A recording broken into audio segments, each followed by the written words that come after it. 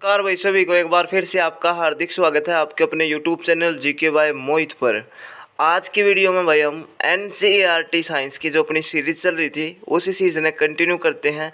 इससे पहले मैंने 9 चैप्टर करा दिए थे, ठीक है। आज चैप्टर नंबर 10, चैप्टर का नाम है गति और दूरियों का मापन।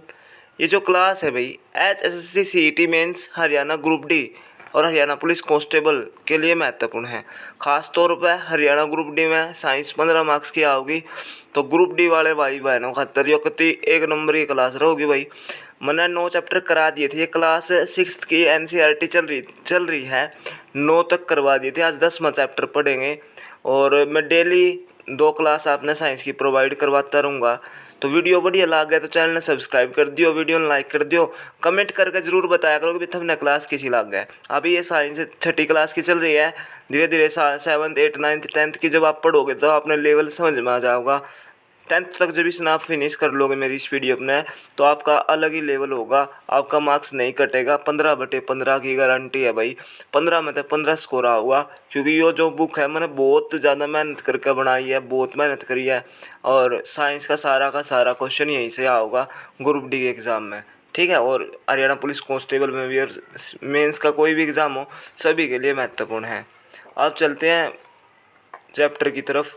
चैप्टर का नाम है गति और दूरियों का मापन। देखो, अंतर्राष्ट्रीय मात्रक प्रणाली, ठीक है, यह दुनिया की सबसे अधिक मान्य प्रणाली है।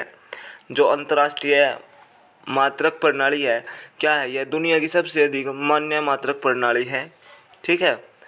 यह मीटर किलोग्राम सेकंड प्रणाली पर आधारित है, ठीक है। जैसे मात्रक है, लंबाई का मात्रक क्या होता है? मीटर। समय का मात्रक क्या होता है? सेकंड। बार को किसे मापते हैं? किलोग्राम में। समय के मात्रक को छोड़कर इस पद्धति के अन्य मात्रक दशमलव प्रणाली पर आधारित है, ठीक है। अब है सरल रेखीय गति। सरल रेखीय गति क्या होती है? जब गति किसी सरल रेखा के अनुदिश होती है तो इसे सरल रेखीय गति कहते हैं। सरल रेखीय गति के एग्जाम्पल क्या है? एक सीधी रेखा, एक सीधी सड़क पर कार की गति। आप तक क्वेश्चन आ जाओगा, एक सीधी सड़क पर कार की गति कौन सी गति का उदाहरण है? तो सरल रेखीय गति का उदाहरण है एक सीधी सड़क पर कार की जो गति है वो किसका एग्जाम्पल है? सरल रेखीय गति का। फिर पढ़ेंगे हम चक्रीय गति।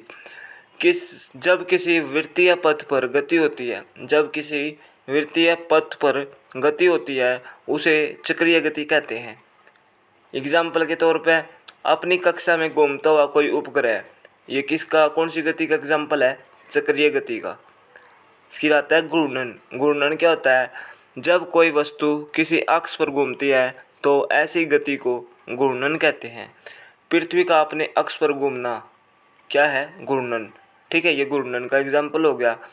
फिर आता है आवर्ती गति। आवर्ती गति क्या होती है?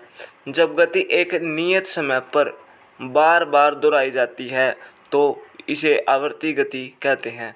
जब गति एक नियत समय पर बार बार दोहराई जाती है तो इसे आवर्ती गति कहते हैं। एग्जाम्पल, घड़ी के पेंडुलम की जो गति है वो आवर्ती गति का एग्जाम्पल है। ये एग्जाम्पल मैंने खुद को नहीं लिख रखे, NCERT में जो लिख रखे था ना वही लिख रखे भाई।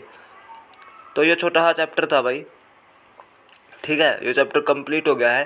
देखो, ये क्लास 6 की NCERT है। क्लास 6 में इस चैप्टर में इतनी ही बातें लिख रखी थी, जो उसमें लिख रखा था मैंने सारा ऐड कर दिया।